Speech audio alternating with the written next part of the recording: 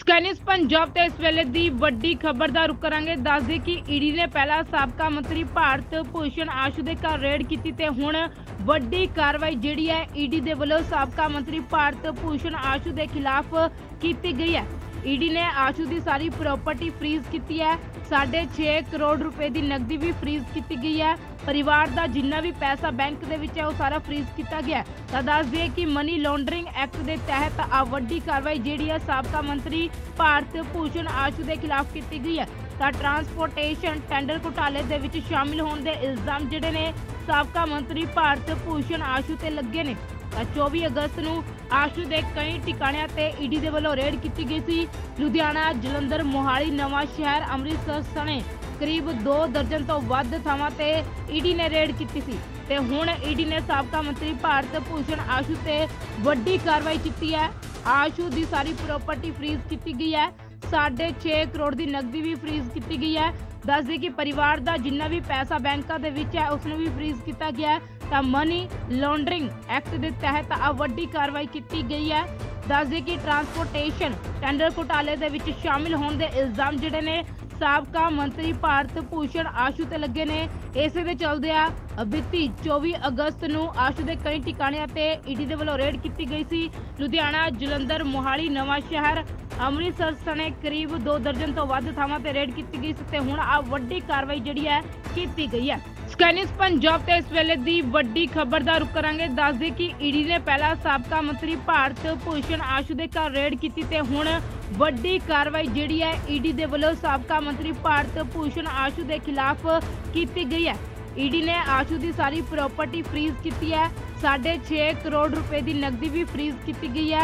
परिवार का जिन्ना भी पैसा बैंक के विच है वो सारा फ्रीज किया गया है। तो दस दिए कि मनी लॉन्ड्रिंग एक्ट के तहत आ वड्डी कार्रवाई जिहड़ी है साबका मंत्री भारत भूषण आशू के खिलाफ की गई है। तो ट्रांसपोर्टेशन टेंडर घोटाले दे विच शामिल होने के इल्जाम जिहड़े ने साबका मंत्री भारत भूषण आशू ते लगे ने। 24 अगस्त ਨੂੰ ਆਸ਼ੂ ਦੇ ਕਈ ਟਿਕਾਣਿਆਂ ਤੇ ਈਡੀ ਦੇ ਵੱਲੋਂ ਰੇਡ ਕੀਤੀ ਗਈ ਸੀ। ਲੁਧਿਆਣਾ, ਜਲੰਧਰ, ਮੋਹਾਲੀ, ਨਵਾਂ ਸ਼ਹਿਰ, ਅੰਮ੍ਰਿਤਸਰ ਸਣੇ ਕਰੀਬ 2 ਦਰਜਨ ਤੋਂ ਵੱਧ ਥਾਵਾਂ ਤੇ ਈਡੀ ਨੇ ਰੇਡ ਕੀਤੀ ਸੀ ਤੇ ਹੁਣ ਈਡੀ ਨੇ ਸਾਬਕਾ ਮੰਤਰੀ ਭਾਰਤ ਭੂਸ਼ਣ ਆਸ਼ੂ ਤੇ ਵੱਡੀ ਕਾਰਵਾਈ ਕੀਤੀ ਹੈ।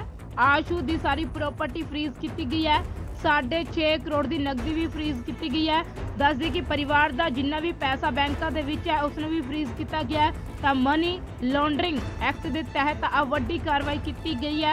दस दी कि ट्रांसपोर्टेशन टेंडर घोटाले दे विच शामिल होने के इल्जाम जिहड़े ने साबका मंत्री भारत भूषण आशू ते लगे ने।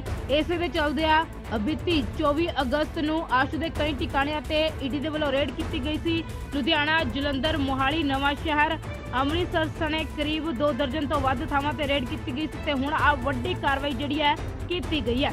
ਸਕੈਨਿਸ ਪੰਜਾਬ ਤੇ ਇਸ ਵੇਲੇ ਦੀ ਵੱਡੀ ਖਬਰ ਦਾ ਰੁਖ ਕਰਾਂਗੇ। ਦੱਸ ਦੇ ਕਿ ਈਡੀ ਨੇ ਪਹਿਲਾਂ ਸਾਬਕਾ ਮੰਤਰੀ ਭਾਰਤ ਭੂਸ਼ਣ ਆਸ਼ੂ ਦੇ ਘਰ ਰੇਡ ਕੀਤੀ ਤੇ ਹੁਣ ਵੱਡੀ ਕਾਰਵਾਈ ਜਿਹੜੀ ਹੈ ਈਡੀ ਦੇ ਵੱਲੋਂ ਸਾਬਕਾ ਮੰਤਰੀ ਭਾਰਤ ਭੂਸ਼ਣ ਆਸ਼ੂ ਦੇ ਖਿਲਾਫ ਕੀਤੀ ਗਈ ਹੈ। ईडी ने आशू की सारी प्रॉपर्टी फ्रीज की है। 6.5 करोड़ रुपए की नकदी भी फ्रीज की गई है। परिवार का जिन्ना भी पैसा बैंक के विच है वो सारा फ्रीज किया गया है। तो दस दिए कि मनी लॉन्ड्रिंग एक्ट के तहत आ वड्डी कार्रवाई जिहड़ी है साबका मंत्री भारत भूषण आशू के खिलाफ की गई है। तो ट्रांसपोर्टेशन टेंडर घोटाले दे विच शामिल होने के इल्जाम जिहड़े ने साबका मंत्री भारत भूषण आशू ते लगे ने। 24 अगस्त ਨੂੰ ਆਸ਼ੂ ਦੇ ਕਈ ਟਿਕਾਣਿਆਂ ਤੇ ਈਡੀ ਦੇ ਵੱਲੋਂ ਰੇਡ ਕੀਤੀ ਗਈ ਸੀ।